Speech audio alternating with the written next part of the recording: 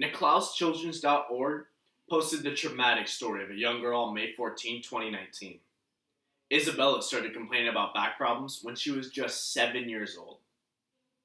Her mother decided it was time to see an orthopedic surgeon after she was unable to run and play with her friends, or simply even walk at times. Isabella was diagnosed with leukemia after multiple blood tests and an MRI. When her treatment did not go as planned, her doctor recommended tiny microrobots to help treat her cancerous areas. After months of hard work, Isabella was finally cured from her cancer, allowing the young girl to live a happy, normal life.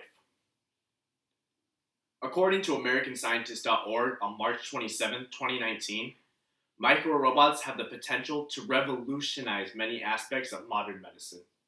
And since nearly half of US adults struggle with heart or blood vessel issues, these robots the size of a grain of sand are projected to cut this 120 million figure by over 60% in the coming years. Today, I will be explaining microrobots, tiny little devices that will be helped used to make advancements in modern medicine. I will be first going over the science behind these microrobots. Then, I will be discussing some of the various benefits that they offer and bring to modern medicine. And finally, I will be providing a brief timeline for when we can expect these microrobots instituted into our everyday lives. Let me start by explaining the science behind these microrobots and how they work. According to PubMed.org on April 7, 2015, microrobots are microscopic scale autonomous devices that execute specific movements in response to specific stimuli. However, because of their small size, they can travel around the body and perform tasks that no traditional robot can. The benefit of the small robot is that they are able to address and see disease or injured areas with relative ease. It takes out any of the guessing work as they are programmed before even entering the body by doctors to do their job. So now that I've told you about how these microrobots work, let me tell you about some of the benefits. According to PNAS.org on November 21st, 2017, microrobots, which are around the same size as living human cells, are much less likely to cause tissue damage than traditional medical procedures like surgical incisions and catheter insertions. Microrobots may greatly reduce the side effects of pharmaceuticals by aiming for particular locations in the body, taking out any of the guessing work.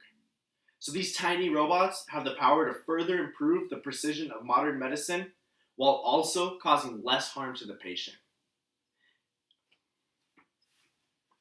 So now that you know about all the benefits, let me provide a brief timeline for when we can expect these in everyday medicine.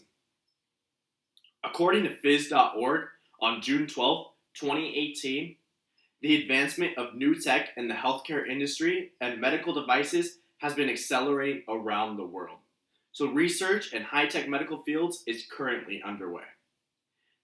The technology is on a tentative schedule, but recent medical crises such as the COVID-19 have accelerated that timeline, providing a sense of urgency that we need these in our everyday practice of medicine.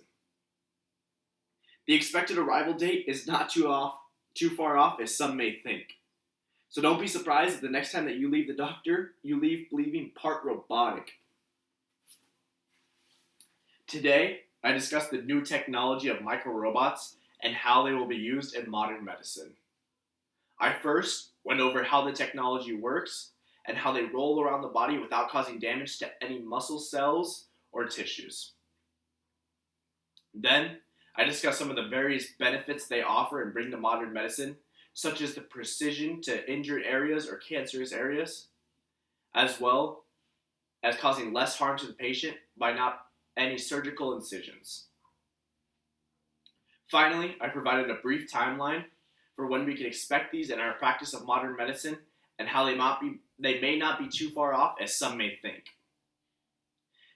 These microrobots will continue to save lives. For instance, we saw it with young Isabella, and now she is a happy and young girl thanks to these microrobots in our practice of medicine, and how she continues to share and write her story for others who may be in her position who are struggling. Thank you.